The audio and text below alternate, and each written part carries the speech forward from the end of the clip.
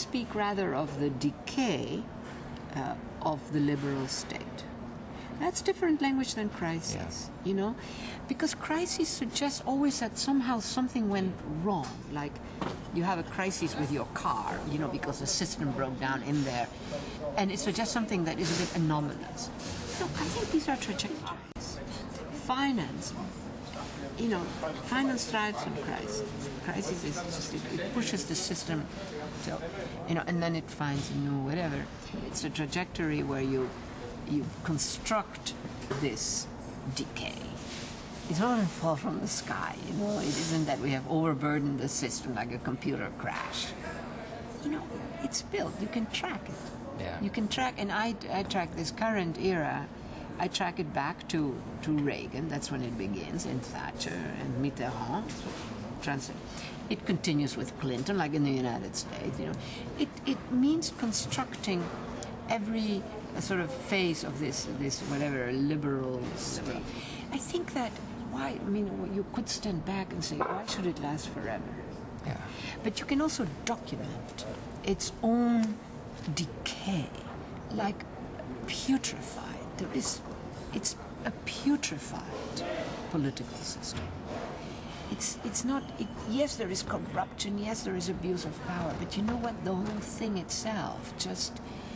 Now, you can then stand back and say, what happened? Has it lost its function? Was there a reason? The liberal state, after all, you know, produces the bourgeoisie as this totally enable historic subject. It was about protecting the whole notion of private property outside the crown, outside the aristocracy. You know, I mean, why that? The question is, what would be the biggest challenge for a state today? That is my question, you know. So it is simply, it's no longer doing what it needs to do. It's incapable really of addressing, and it's sort of managing at the edges, you know, all the shambles that we're left with.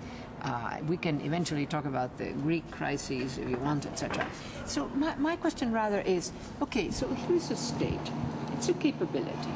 I always argue a working state, even these decayed liberal democratic system. A system is more than, but just a state. You know, it's a it's a capability. A working state is a more complex capability than the richest multinational corporation. Because a richest multinational corporation has sort of a centralized, you know, it has one logic. It has to deal with one logic, whatever that is, making profit, gaining control over these resources, whatever it might be. The state, a working state, even if it's a poor state, has to actually negotiate multiple different logics. Now, the state still has that capability, you see, but it is sort of not putting it to use. So I ask myself, for the state as a capability, as this complex capability that was historically and collectively produced, you know, over centuries, what is it that it needs to be able to address? Now, on the one hand, it needs to address the shambles of growing inequality, etc. But we seem to be slipping back to nationalism. Absolutely. Neo-populist, yes. xenophobic right-wing parties are on the rise all over Europe. Absolutely. The Tea Party in the US. Yeah. So when the United States government decided to bail out, it starts with Bush, right, the big banks, the talk in the country was, but also outside the country, this is the return of the strong national state. Well, let's examine that. So, the executive branch of government, not the legislature, the executive branch of government used national law to get at national taxpayers' money to rescue a global system. Is that the return of the strong national state? Yes and no. You know. So there is more ideology. 21,000 transactions of, you know, give me money, thank you, cheap money, American taxpayers' money, right? To Austrian banks, German banks, all kinds of things, all kinds of corporations, including corporations in the United States like General Electric that had nothing to do with a crisis. That is why this question of crisis is very problematic language. Now, that to me gets at the heart of the matter of this decay of the liberal state, which is basically a nationalist state, no matter the imperial geographies that they needed, right, for resources and all of that. And it is an example of this ambiguity, you know, of the nationalism. I think that is more rhetorical ideology than actual structural platform, on which they are. Same thing with the bailout plan that Angela Merkel engineered, right? In Greece, $700 billion, I think 600 billion euros or something like that.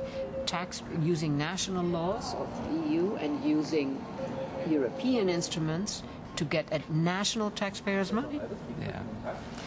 To rescue not the population of Greece, not the economy, to pay back the banks. I mean, what kind of nationalism is that? But isn't it at the same time saving itself at national Of course, level? but that is what. No, Isn't it an issue of interrelations? I think our states have really been impoverished by what has happened, and the taxpayers' money is the last frontier to get at real money as opposed to speculative instruments. The state, the executive branch of government, not the state, the executive branch of government has learned how to be international. Pity that it has learned how to do that for global finance.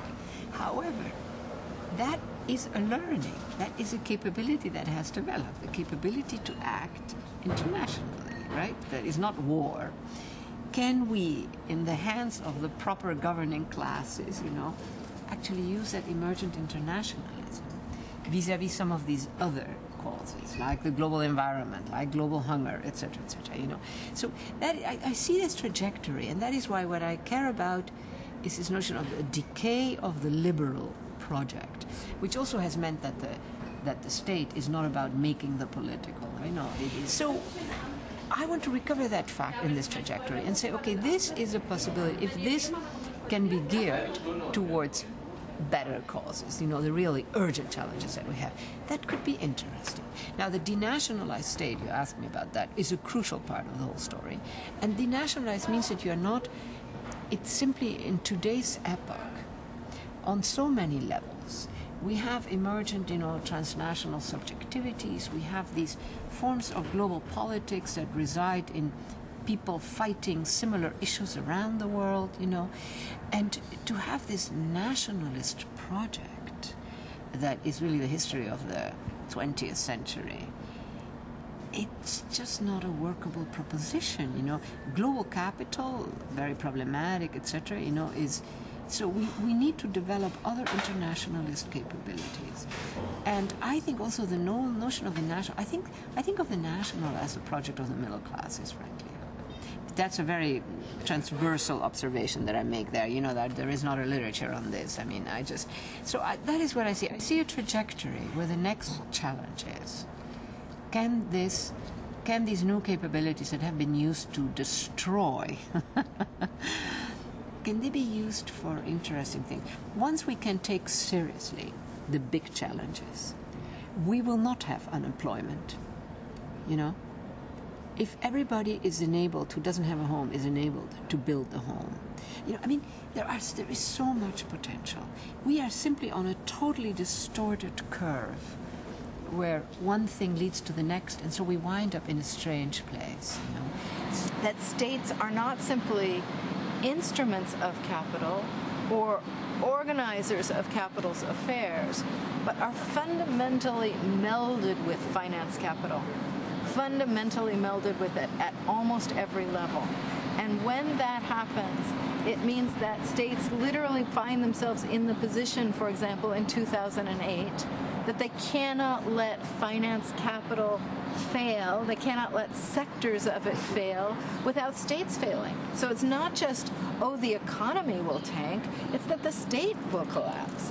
And so the fantasy of the autonomy of the political seems to me just that, a fantasy. And yet, with you, I think it's very important to have a notion of what is possible organizationally, associationally, and actively as being expressed through political life, as the political as being a stage for the possibility of re-democratization, making claims on the state, making claims on the economy, and making claims for a different kind of a world. All that happens through the zone that I call the political, but it doesn't happen unconstrained by the conditions that capitalism sets for it. What I mean by the political is something that is not simply confined to the formal political institutions. So, in Tahrir Square in Cairo, they made the political. They brought together the instruments, the projects, etc. They did not go simply vote to be part of the political system. They did not use the established instruments. And I think that a lot of protest movements are a bit that way. You know, they are not necessarily operating within the institutional spaces. So that little situation after little situation around the world, groups of people who are fighting the local torturer, who are fighting the local factory, who are polluting their water, who are not cosmopolitan, who are not internationalists, they find themselves engaging in a political project, you know, human rights, environmental activists, etc. And what brings a kind of internationalism of the base together is again structural. So it's back to the structural analysis in Marx. Insofar as we have global capitalism, we now have a recurrence, a repetition. So it's not an internationalism that comes out of, say, the left, you know, the famous Second and First International, a project of being an internationalist. No, this is different. This is actually very autonomous, but it's global capitalism's implantation around the world, which creates, again, through recurrence, repetition, a kind of internationalism that is not predicated, that doesn't depend on people saying, yes, we are internationalists, and to have trust and to have broad front politics. No, they may be totally non-cosmopolitan, totally obsessed with one little thingy in their community.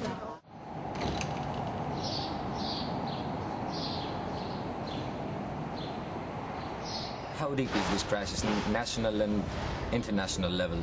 Yeah, well, just talking about the British situation, perhaps it's easier for me. But okay, yeah, we have a serious crisis. You know, we have the financial crash, which was, you know, the fault of the markets and deregulation and all of this.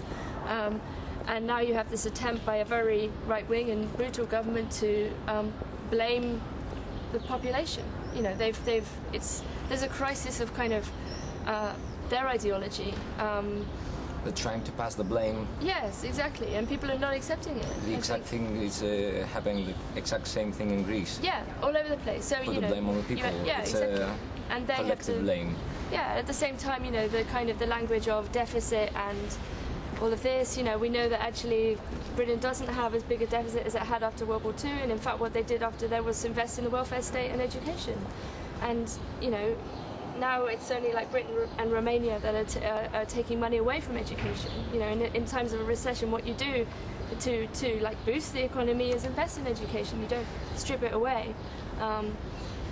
And I think, you know, particularly with the British government's current policy, is to ruthlessly asset strip. I mean, just to take everything away from every possible kind of any institution that has a public dimension or any kind of, you know, social dimension, really. So to destroy the welfare state, in essence.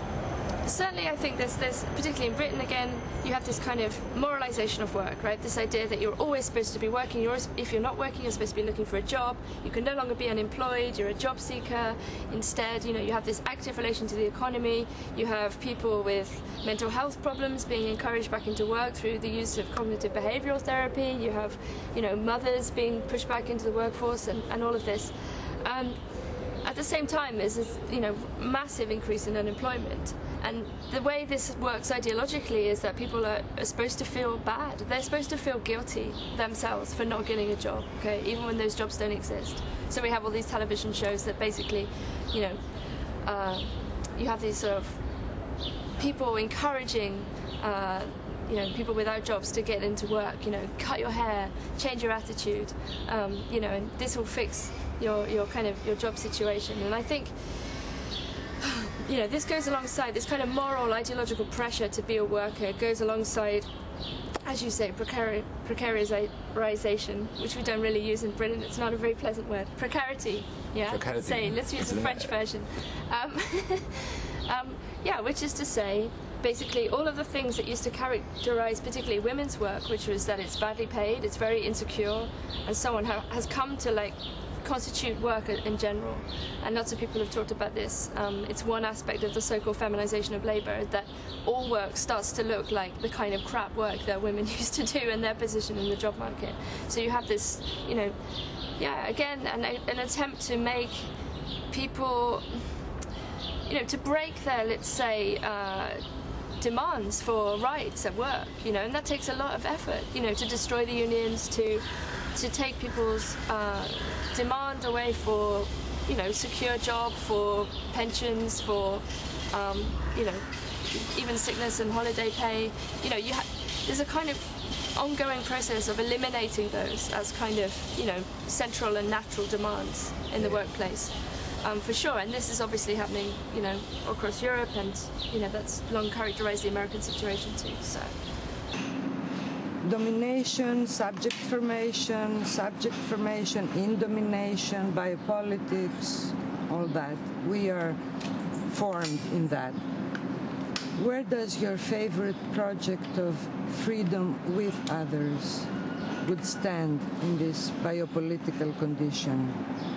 So by governmentality, Foucault gave us this wonderful neologism, this combination of terms, in which he wanted us to understand that we are governed not just by states, not just by laws, not just by authorities, but by rationalities, by modes of reason, and especially normative modes of reason. And that governmentality was his term for understanding how we are governed, how we are made into subjects, how we are dominated, not by law, not by states, not even by the threat of a gun, but by the circulation of norms in particular modes of reasoning. And you're exactly right. Capitalism has to be understood as a governmentality, not just as a relation between capital and labor, and not just as a relation that is secured by the state and its securing of private property. So if we take Foucault and the notion of governmentality and add it in to a Marxist understanding of capitalism, what we get is, especially with neoliberalism, an understanding of the way that the market saturates everything about us at the level of our thinking and speaking and relationship even to ourselves, so that we ask not who am I, what do I want to be, how do I want to be free with others, but what do I have that I can sell? What kind of investment can I make in myself to enhance my human capital? And so forth. And that's governmentality of neoliberalism at work. Now you asked, what about my project, my own concern with freedom? With others. With others. So my work in critique has been very much animated by a belief with Marx, with Foucault, and indeed with some modern liberals as well, that freedom is very much the project of modernity. And then there's the question of what do we mean by freedom and what kind of freedom? But if I take seriously the notion that there is governmentality that organizes our thinking about ourselves, our relationship to ourselves and to others, organizes whole modes of domination, the question is, how do we think outside of that? How do we literally get outside of our own skin, our own subjectivity, to grasp the modes of domination that organize our relations, our everyday activities, and our ways of conceiving of ourselves? It's very difficult. It's like pulling yourself up by your own shoes. But it seems to me the question of our time. And it's a difficult question because I think most of us despair at this point of projects of freedom. We see little episodes of resistance or rebellion, whether in the Middle East, recently in Greece, Certainly we see little episodes of rebellion and resistance that look like a clamor for freedom, but they don't sustain. They don't remain possibilities for institutionalized freedom. So then we have a question. Can you institutionalize freedom, or is it always only a mode of resistance?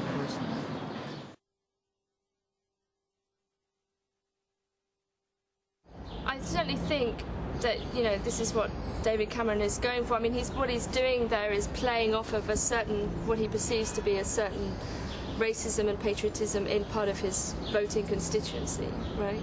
I mean, obviously it's a ridiculous statement because in practice, you know, Britain's never been more multicultural. You know, London has people from all over the world living happily side by side. You know, it's not perfect, of course, there is racism and so on, but, you know, there's an everyday practical sense in which multiculturalism is just true.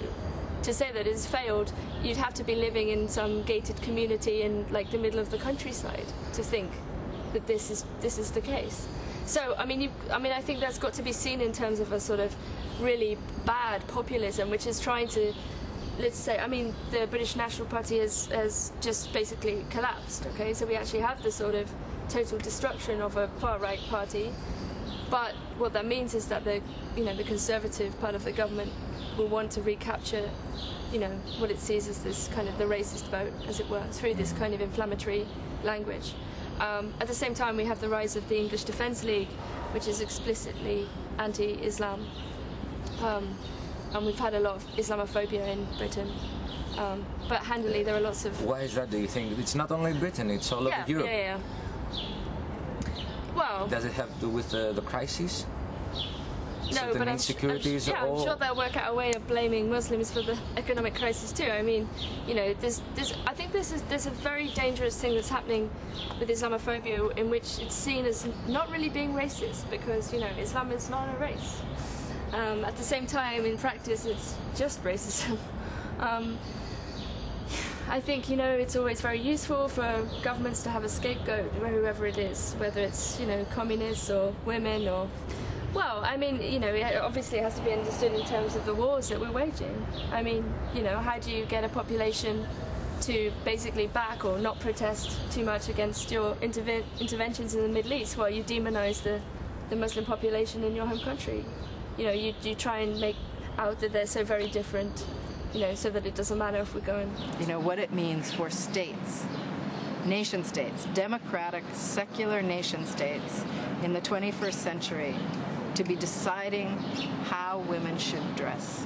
It's a remarkable thing. I mean, if you really think about what the burqa bans are doing, they are saying, strip or leave the public sphere. Take off your clothes or get out of here. Now, that it always happens to women is another whole discussion we could have, but it's also such a remarkable thing for a secular state to make that move, to say that represents unacceptable religious symbolism, or that represents unacceptable attire. When, of course, the pride of the secular state and of the liberal democratic state is that it leaves the individual alone.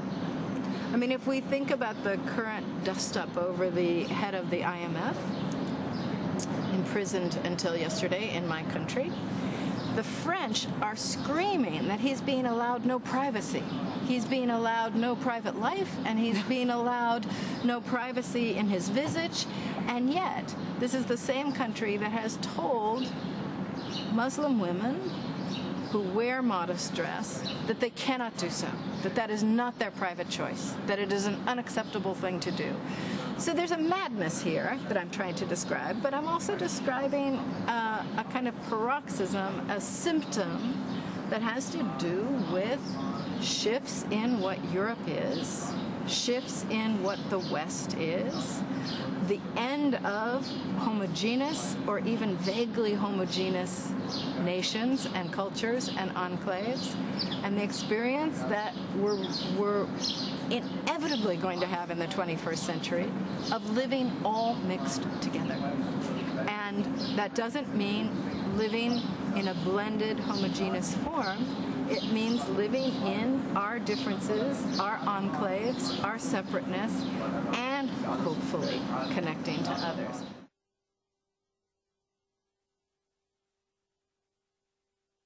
Benjamin has stated that every monument of civilization is a monument of barbarism. How can we deal with violence? It seems that... Well, I mean, this is a big issue for me. And one of the juxtapositions that I have worked with is to say that it is in the DNA of the modern national state to militarize conflict, to militarize violence. It's in the DNA of the city, the modern city, to triage violence through the civic, through commerce. The city doesn't want a militarized situation. So I look at cities as having a potential to transform violence into actually something positive. But I also ask myself the question, are cities losing this capacity today? When I look at the armed conflicts in Ciudad Juarez, we shouldn't use the language of gangs, by the way. Gangs are urban. What we see happening in urban space in Ciudad Juarez is armed conflict that happens in the same way that asymmetric war urbanizes war, right? I'm more concerned about violence in Western countries, in European cities like Athens or in London, mass demonstrations. In Athens, a protester ended in a near-death situation last day in hospital. Right. Instead of governing mass demonstrations, it becomes a military operation of control, and that then produces... I think this is extremely disturbing. This means that the DNA of the city is getting distorted. And I think we're headed for more of that. Growing inequality, these ideological movements of racisms, the new racisms, when the environmental crisis will hit us seriously in these cities, this will also create new forms of violence, I think. So I'm just beginning to work on this project. I'm just trying to understand, because I'm interested in understanding what capabilities exist in the system, like in urban space. I'm literally interested in understanding this urban space have capabilities for transforming violence and keeping it from becoming a military operation. Now, I think Tahrir Square showed us both the militarizing of the response to a demonstration and at the same time the limits of that military response, right? That other mechanisms had to be solved. So remember, there was a moment when they literally were killing with snipers, and then that calms down. So every now and then we catch a glimpse of something that shows us that a certain kind of space, and the city is not the only one, there are other, but the city has that in a way the militarizing of violence can go only so far. Now, Syria shows us the opposite, how far it can go, right? So I don't have a clear answer, but I think that what we're seeing is a series of, again, like decaying tactics. This is part, for me, of the decay. The state does not know how to handle these kinds of protests, So this capitalism moves with the carrot and the stick. Could this mean that today the carrot is losing its priority over the stick? I think there aren't many carrots left. I think people see this, and this is why, the police have always been violent to specific groups. They're basically never found guilty for anything, even when they do, isn't here something alarming about the amount of violence in European cities? Yeah, but I think it's it is highly reflective of the the widening gulf between what governments are trying to push through and the way in which people resist. I mean, people, if without employment, without prospects, very often very well educated, particularly young people, there's nothing. There aren't any carrots left, and it's very obvious why people would go on the streets and protest. At the same time, from the standpoint of the ruling class, it's also very obvious why they would try to stop people going on protests by frightening them, by acting in such a violent way that will put people off protesting. So maybe we're moving closer towards a a form of rupture. What sort of rupture? I mean, clash with struggle with more brutality and violence. Yeah, I think it's so. Going towards this way. It's on a continuation with the violence that's always been there. But yeah, I think it's becoming more and more, manifest, more and more obvious. And obviously now people can record the behaviour of police at protests in a way that they, they weren't able to before. And so we see visual evidence of police brutality, immediately. And it's harder and harder for the police to lie. I mean, the British police, for example, they lied about Ian Tomlinson, the man they killed on the protest. They said that, protesters had stopped the ambulance, that they'd thrown bottles at the people trying to help him. Whereas, in fact, the footage shows very clearly the policeman pushes him over, he collapses, and protesters go to help him. But the police press relations, the press will just regurgitate police statements without criticizing them, without questioning them. And I think it's very important that therefore that people film what the police actually do and get it out very quickly. There's another kind of violence too. It's racist violence, which is also on the rise. How do you see the image of the immigrant in the modern world, the modern Europe? Yeah, Would it be contemporary like the Homo sacer of today? Yeah, I mean, again, I think it's about fulfilling this role, isn't it? It's the category of person you can blame. I mean, and it shifts over time. But yeah, the immigrant is obviously a kind of staple of right-wing, kind of loathing. You can create this figure, whoever it is, and people can direct their resentment towards them, or at least they can be encouraged to direct their resentment towards them. It may not work, in fact, in practice. In fact, most people get along incredibly well in mixed communities. There's nothing, it doesn't really work. I think in many ways are not very smart about violence today in any part of the political spectrum. I think for the left for so long, we imagined that the problem was always the problem of state violence. The state's violence against its people, or the state's violence against others, international, or that level of violence. Or some leftists have imagined violence is really a problem to be thought as domination. So it's in the machinery of capitalism itself. It's in the domination of the worker. But what you're describing today is outbursts or upsurges of violence that the left, I think, is really stupefied by. It doesn't want to respond to violence on the right with violence. It's not practiced at responding to it by calling for the state to intervene, because for obvious reasons that often feels like one is calling on the very thing that has also been an object of critique. And yet, I suspect that most of us will find ourselves in coming years arguing that it is precisely states, such as they still are, in places like Greece or in places like the US or in places like the UK that have the responsibility to absolutely suppress, contain, eradicate violence against immigrants, violence against homosexuals, violence against whomever the violence is being directed at in a local fashion. But except from violence against immigrants, we have police brutality, state violence on the rise. Could we say that if capitalism moves with the carrot and the stick, today the carrot is losing its priority over the stick? I think that's correct. In some ways.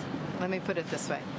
I also am struck by the fact that in many places where you would expect the unemployed, the underemployed, the permanently poor, and others who have been, as we say in the US, shed by the global recession, are very quiet. You would expect them not to be violent in the sense that you've just described, but at least in mass protest.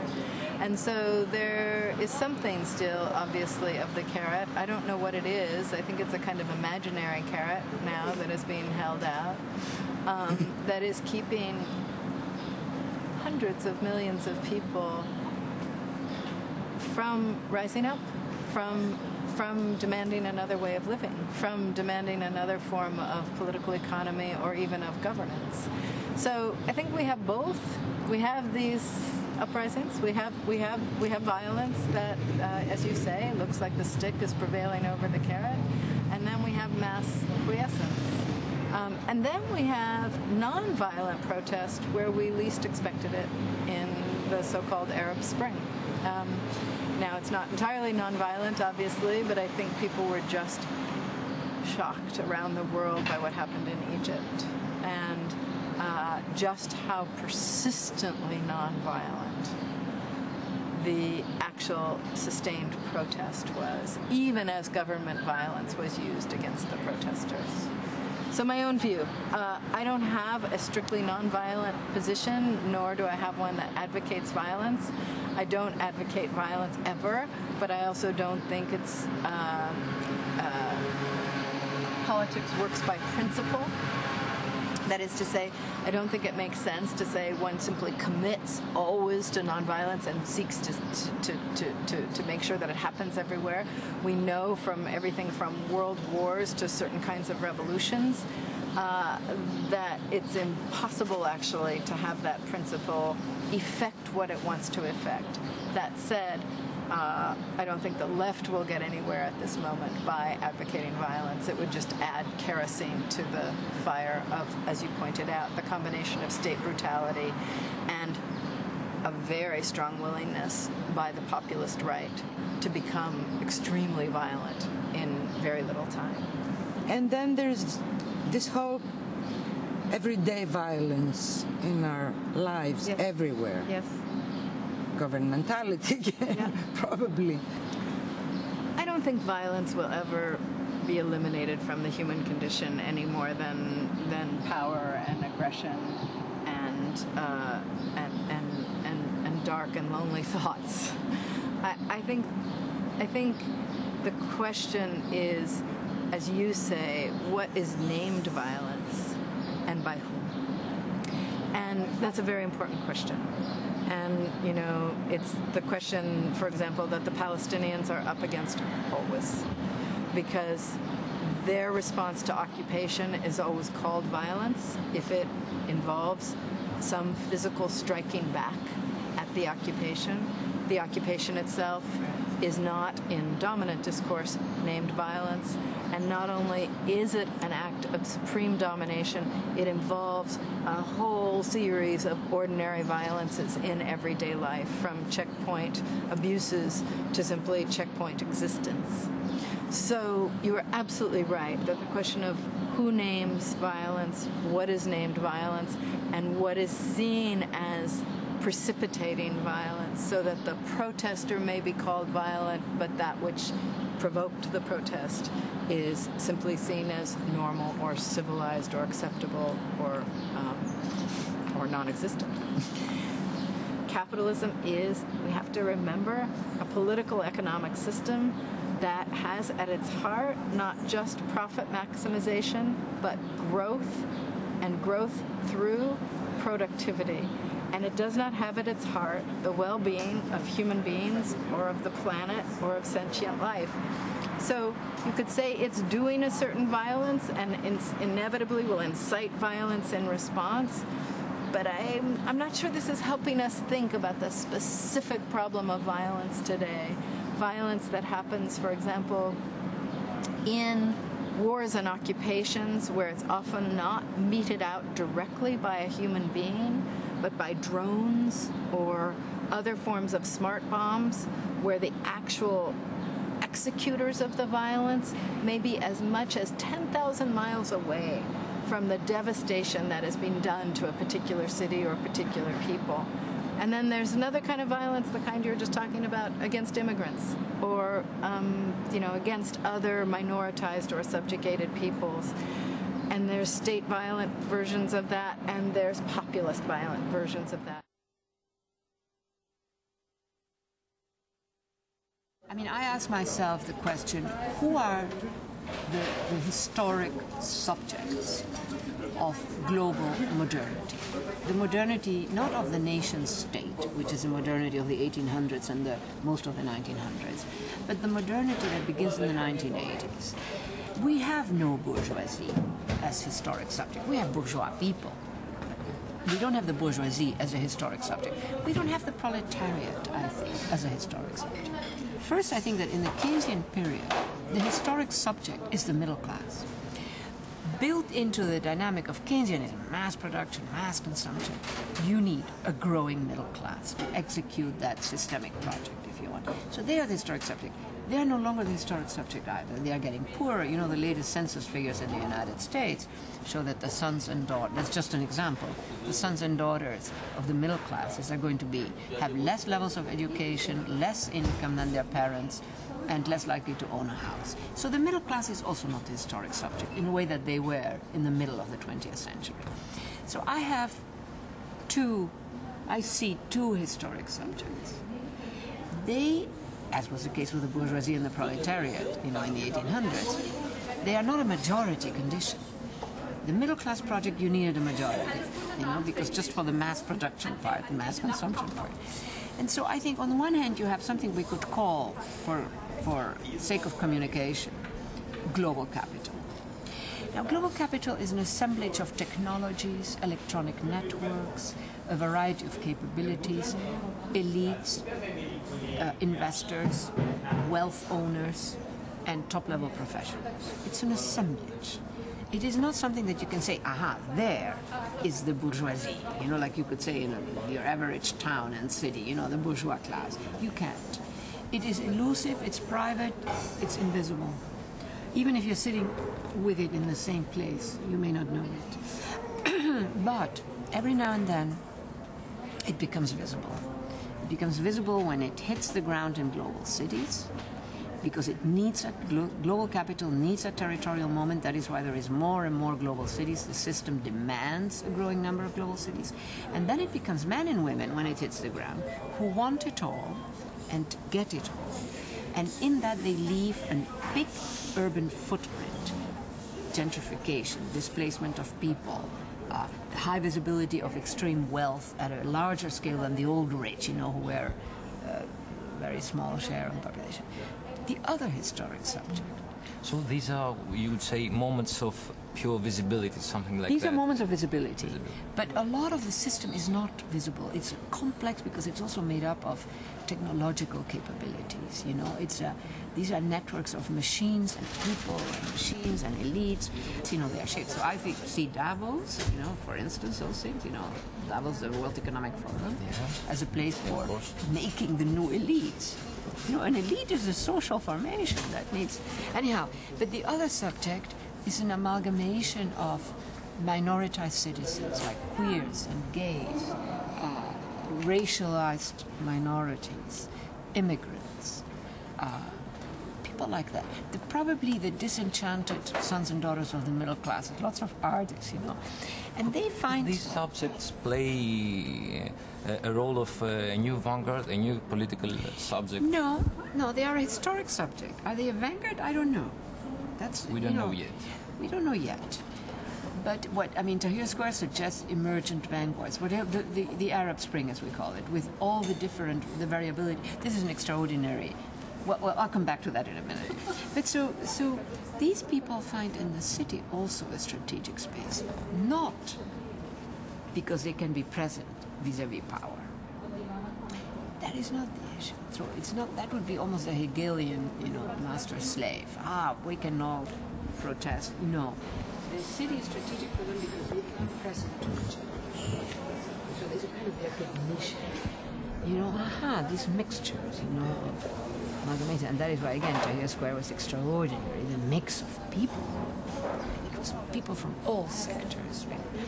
And so I think that these are two historic subjects. Both of them are marked by being amalgamations, assemblages. They are not clearly identifiable. It's not the proletariat, you know, the labor. And so we do not know what kind of history they will make. And that is why I think what happens in Tahrir, what happens in Tunisia, the fact that they're still fighting in Syria and in Yemen, where the courage, the willingness to die, those are historic moments that signal something to us. Now, when you think of the hard times that we have had predicting the fall of the Soviet Union, the fall of the Berlin Wall, the fall of the Latin American dictatorships, and they all fell not because there was a superior military power. This is not World War II and World War I. They fell out of reasons that also neither the CIA and other intelligence agencies nor the experts have predicted any of this. They couldn't see it, like they couldn't see terror, which tells me there is this huge gray zone. How do you conceive of the new subject of resistance? Because you talk of resistance. How could a political subject, the emancipatory political subject, be? Well, I mean, I think one of the interesting things that's happened is how people have, in the past few months, realised, how people are linked up together. I mean, if you have attacks like on the public sector, for example, that's everyone from nurses to teachers to people who work in libraries, all of these things. So you have a kind of, you create a form of, solidarity there by default, because you're attacking this entire group of people and everything that they stand for and everything they believe in and work for. It's interesting with the student protests. I mean, the figure of the student is an interesting case in point, because in lots of ways students are already workers, like they're already working to pay for their degree, right? There's no, if there ever was, a privileged category of the student, right? But it's very useful for the media to try and always say students are lazy, students are this specific group of people, they don't have any contribution to the society. But actually at the same time, we know that students very much feel that they are making a contribution to society, and even if they're not working in their 3-year degree or something, they'll soon be workers, because everyone keeps telling them that's what they are, right? So there's no longer this kind of, these separate categories in that way. And I think people do feel increasingly that this is the ruling class attacking everyone else. It seems clearer and clearer. How do you see proletariat as a political subject? Yeah, well, in many ways, even if, people are not so keen on using this word, Marx's analysis is still absolutely true. Most people have to sell their labor power in order to survive. I don't see how this has really shifted. Very few people have enough capital or are rich enough to not work. So I think, work is the central category, but, it must be understood in terms of unemployment. But Marx talks about this too. The reserve army of labour and so on. I think it's all still there, and it's all still broadly... It hasn't really changed. I don't think so. There's no need for a reconceptualization. I'm not sure. We might say, okay, as with Hardt and Negri, we can reconceive, we can make the proletariat bigger, we can expand the category, we can talk about multitude, which would include the unemployed and so on, and in a global context. But again, Marx talks about globalization, without using the word in the Communist Manifesto. Capitalism encompasses the entire globe. This is what he says. It chases everything everywhere. It's... So I'm not sure. Maybe we could use all these words. I don't know. Obviously with some precision, but I think broadly names for the same thing. Yeah, I think I'm particularly interested, for example, in the ideology of work. What does it mean to always think of oneself as a worker before anything else? And particularly in relation to the history of feminism, I think this is very, very interesting. What does it mean when men and women are equally taught to think of themselves as workers before mothers or fathers or so on, or anything else? So yeah. There's a certain emphasis on this today. We're forced to think first as workers and then as anything else. Yeah, but this is why it's very interesting when it backfires so precisely. So, you tell young people, for example, yes, you're workers, everything, all of your education, everything you do is about making you a worker, being ready for the market. But if that market collapses, you have a large group of very angry, very well-educated young people taking to the streets. So, I mean, this rhetoric, their ideology of work, you know, making everyone else work. So that's what's happening right now? It's a backfire of... Absolutely. Yeah, especially, you know, among the young. I mean, you know, the young are so brutally penalised. It seems so terrible to be a young person today. When I talk to my students, they know what the situation is. They know the situation they're in very vividly. You know, how in debt they are, how hard they work, you know, in employment to fund their studies, you know, and yet still how much debt they'll have for the rest of their life, basically, how little chance they have of getting a job now. And I think that the important but difficult thing is to transform that depression into anger, to turn that, you know, it's very useful for governments and employers to see as personal failing, right? I can't get a job. To turn that into a kind of structural position, right? I am part of this generation who can't get a job because the jobs aren't there, and we should be angry about this, not personally depressed. There are many attempts to theorize the new subject of emancipation, the new emancipatory subjects, new subjects of resistance. Yes. It has been done in post-Marxist or neo-Marxist fashion, the multitude. Yes. Classic Marxism still speaks about the proletariat. Yes. There is also Balibar's hybridic subject. Yes. Well, okay, so here I'm going to say once again, I actually think that this is where the owl of Minerva flies at dusk. I think we will theorize this subject once it has taken shape. I don't think you theorize a subject into being. I think that's one of those comic moments on the part of intellectuals where they imagine if they get the theory of the new subject correct, that then it will materialize. I can hear Marx laughing. So, on the one hand, I think it's very important to be open to the possibility of subjects who are not strictly fitting the old categories of the proletarian, or even in the case of the feminist subject, you know, the one who simply is somehow standing for universal women. But I think theorizing that new subject is probably not the right task. I think theorizing possibilities, openings, where do we see openings for democratization that include both an anti-capitalist and a self-governing possibility? That seems to me important. Theorizing the subject who does that, I'm less enthusiastic, but I could be convinced. Some of my best friends theorize the subject.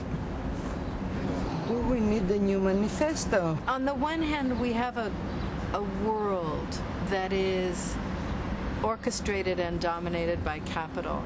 On the other hand, that's lived in such particular, specific ways everywhere. So differently in Malaysia and Greece, in the United States and in Afghanistan. And it's very hard for me to imagine one manifesto that could be appropriately translated to the particulars of how contemporary subordinations and violences are lived. On the other hand, I love the idea because we're always at risk of getting lost to our own particular struggles and not being able to make the connections.